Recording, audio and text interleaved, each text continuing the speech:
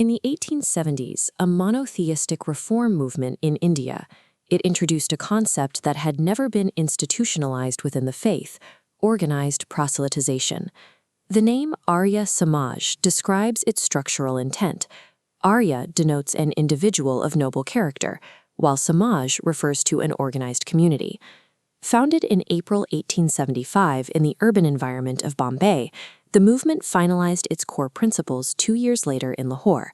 The chief architect of this massive cultural and religious shift was Swami Dayananda Saraswati. Dayananda utilized a strict concept of Vedic infallibility to architect a massive and aggressive socio-political infrastructure. Building this infrastructure required the removal of orthodox Hindu scriptural hierarchy. The Samaj reclassified the Ramayana and Mahabharata purely as historical legends, rejected the Puranas, and strictly prohibited Muti Puja, or idol worship. In place of those texts, they established the Vedas as the sole repository of all true knowledge. Their monotheistic framework recognized God as a singular creator, referenced by the syllable Om in the Yajur Veda, possessing attributes of formlessness, omnipresence, and immortality. These beliefs were codified into 10 core principles. The first 3 established that God is the primeval cause of knowledge, defined God's precise attributes, and mandated the teaching of the Vedas as a paramount duty. Principles 4 through 7 mandate the pursuit of truth, action according to Dharma, seeking prosperity for the whole world, and guiding all conduct by love. The final 3 principles require members to dispel ignorance, prioritize collective prosperity over individual gain, and abide by social rules. These 10 axioms functioned as a socio-political algorithm, mandating specific, measured intervention in the physical world. The movement converted these axioms into daily routines, periodic recitation of the Gayatri Mantra, and the practice of Sandhya meditation.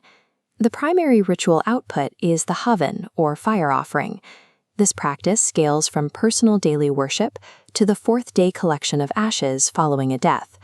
To maximize accessibility, the Samaj distributed the Havan Pustika, a simplified guide that allowed the ritual to be performed without a priest.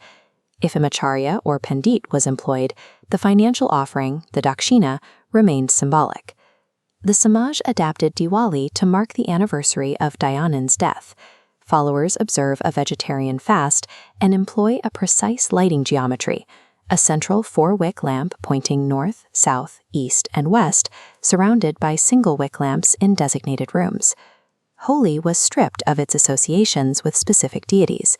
The Samaj replaced traditional intoxication with the Havan, focusing the event purely on spring agriculture and Chotal sums. Standardizing and simplifying these rituals fulfilled the mandate to dispel ignorance while breaking the monopoly of the orthodox priestly class. Between 1869 and 1873, the Samaj established Gurukulas, or Vedic schools. These institutions were designed to bypass British education, offering gender-segregated learning based on Vedic principles. In Bengal, Dayanand split with the Adi Brahmo Samaj strictly over the issue of Vedic authority. While the interaction with leaders like Debendranath Tagore was amicable, the Samaj would not compromise on the belief in divine revelation. Following Dayanand's assassination in 1883, the movement grew rapidly in Punjab. By 1893, the expansion was large enough to sustain an internal split between the vegetarian Mahatma faction and the cultured party, which permitted eating meat. Under leaders like Swami Shraddhanand, the Punjab branch introduced Shuddhi, the practice of reconverting individuals to Hinduism. This triggered opposition from the Ahmadiyya movement, the Sikh Singh Sabha, and Vaishnavas, eventually leading the Samaj to support the RSS in the 1930s. In Sindh, the Samaj used Shuddhi to integrate low-caste and Has Muslim communities, establishing Sanskrit patashalas as a deterrent to Christian missionaries. This regional friction led to the 1948 death of Narayan Dev, who was remembered as a Sindhi martyr. The demand for Vedic primacy forced the Samaj to normalize the mechanism of Shuddhi, introducing an active proselytizing element into this branch of Hindu reform. In Gujarat, Maharaja Sayaji Rao Gaikwad III encouraged Samaj missionaries to build orphanages and educate untouchable castes. However, support for the movement waned after 1915 as activists joined Mahatma Gandhi. During the 1921 Mopla Rebellion in Malabar, The Samaj used Shuddhi ceremonies to reconvert Hindus who had been forcibly converted to Islam. In Hyderabad state, the Samaj led a 1938 Satyagraha alongside the Hindu Mahasabha to resist the government of the Nizam. The Nizam government retaliated by raiding and desecrating Arya Samaj Mandars, which severely polarized the state's Hindu and Muslim populations. By 1939, the Shankaraja of the Badrinath Math officially branded Samajis as un-Hindu. Simultaneously, the Samajis' push for the Hindi language in Punjab alienated the Sikh Akali Dal, contributing to the eventual Punjabi Suba movement. The Samaj's rigid adherence to its principles placed it in direct conflict with Orthodox Hinduism, Islam, Sikhism, and regional monarchies. This same rigidity drove aggressive social campaigns. The Samaj organized against caste discrimination through groups like the Jat Pat Todak Mandal.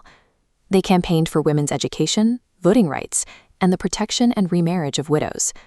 Their humanitarian logistics included rapid funding and relief efforts for the victims of the 1905 Kangra earthquake.